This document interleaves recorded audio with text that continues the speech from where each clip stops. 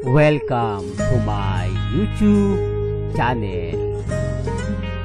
Kung bago ka lang sa channel na to at true-blooded Aldab Nation ka, tama po ang channel na pinuntahan mo. Kaya considering na po kitang bagong subscriber. At huwag mong kalimutan pindutin yung bell para lagi po kang updated sa bagong video na ilalabas ko. Salamat po sa iyong pag-click sa channel na to. Happy birthday to you. Happy birthday to you. Happy birthday, happy birthday. Happy birthday to you.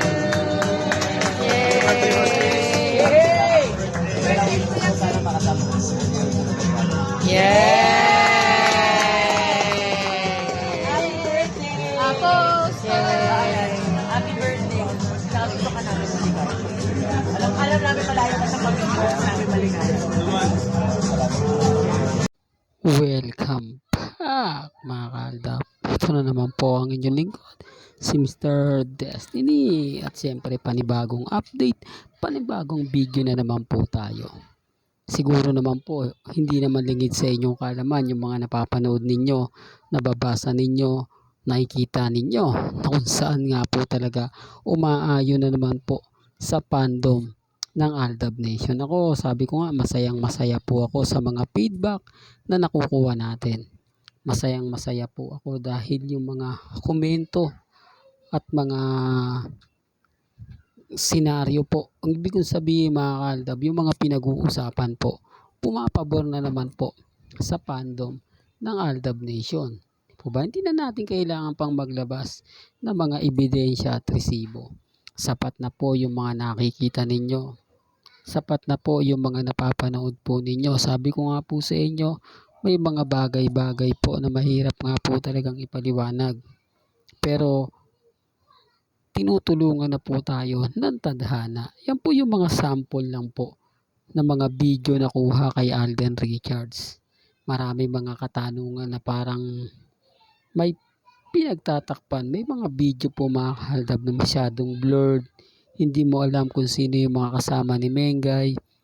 Sino yung mga naandun sa exclusive party na yon. Bakit wala man lang lumalabas. Bakit hindi man lang daw po nag-update na keso ganito, sobrang close. Parang simpleng-simple lang po ang mga nangyayari. Pansin nyo, simula po nang pumunta si Alden Richards o sa magsimula na po ang taping ng Love Siargao, parang napakalaki mo talaga ang nagbago. Napakalaki po talaga ng yung tipong mapapaisip ka. Sinasabi ko lang po ito mga kaaldab para lang po malinaw.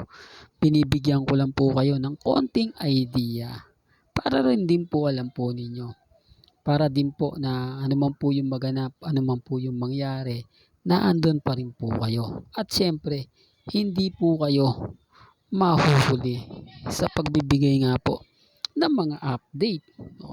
Kaya ang sabi ko sa inyo, mas pumapabor nga po sa atin yung mga nangyayari at nagaganap. Bakit ko nga po ba nasasabi yan? Kasi walang pabor o walang pumapabor sa mga issue na gusto nilang palakihin. Katulad nga po kay Alden Richards. Kayo na po makapagpapatunay niyan. At siyempre, kayo na po makapagsasabi niyan. Kaya maging relax lang po kayo. Maging matatag. Dahil alam nyo naman po na kapag dumating ang point na sina Alden Richards at si Maine Polkerson ang magkakasama sa tamang panahon. Kaya nga po kita nyo, kalmado lang po tayo. Kahit anong sabihin po nila, dito tayo sa off-cam. Kasi ito po yung totoo. Hindi po ba? Yung mga on-cam na lumalabas po, yung iba paano lang yung plataforma? Pampaganda, para lang mapaingay, pero sa likod po ng camera. Yan ang gusto kong ipabatid at sabihin po sa inyo. Kaya lang siyempre mga kaaldab, maraming bitter, maraming naiinis, maraming nagagalit, pero kalma ka lang. Di po ba? Kalma ka lang kasi hindi po basta-basta matatapos ang issue. Hindi po mawawala yung mga bitter po sa Aldab na andyan lang po yan. Nag-aabang lang po yan na makakuha ng tiyempo. Yung tipong makapag-edit po sila. Makagawa sila ng mga video na papabor nga po sa kanila. O, bakit wala na po yung updates para sa mga army? Parang magmistulang bitter na po sila kasi nga po wala silang makuwang update. Hindi po nila tayo mabasag. Hindi po nila ako magawang asarin o inisin. Gaya po ng ginagawa nila dati. Gaya po ng mga sinasabi nila dati. O, sino nga po ba yung mas bitter ngayon? Sino nga po ba ang mas apektado ngayon? O, sa madaling salita mga kaaldab, sila pa rin po ang bitter. Sila pa rin po ang talo. Kasi wala naman pong ibabato kasi sabi po nila sa video po mga kaaldab, mayroon pa raw naganap na off-cam sa kaarawan nga po na dinaluan ni Richard Polkerson. Ito naman po, ito yung kaarawan na dinaluan ni Alden Richards. Kayo na po makapagsasabi, hindi po ba? Kung meron pong ibang babae dyan, marami na magwa-blind item dyan. Marami na maglalabasan. Pero bakit sensitibo?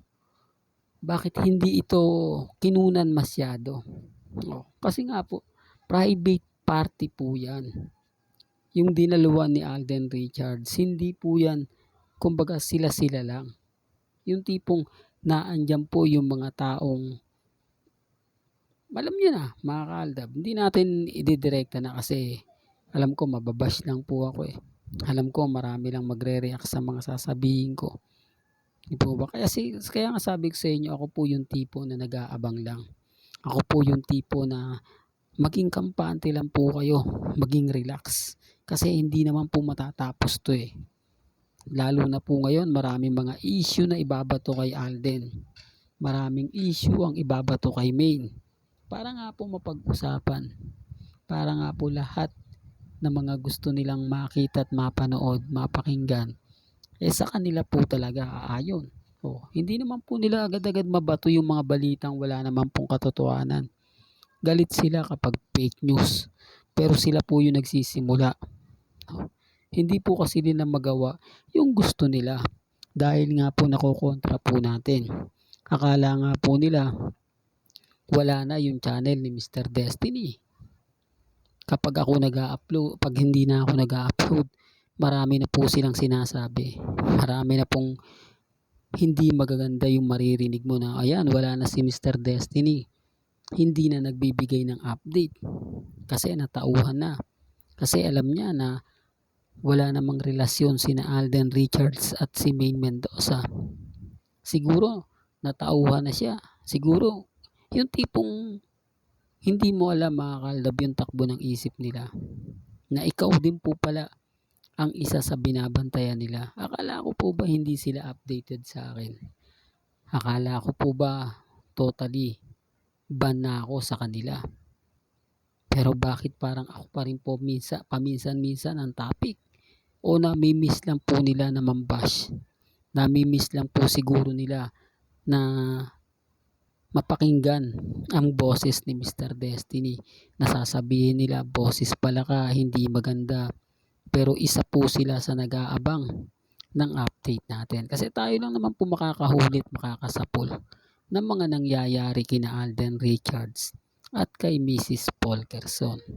Kahit anong gawin po nila, kahit anong sabihin nila, wala pong problema yan.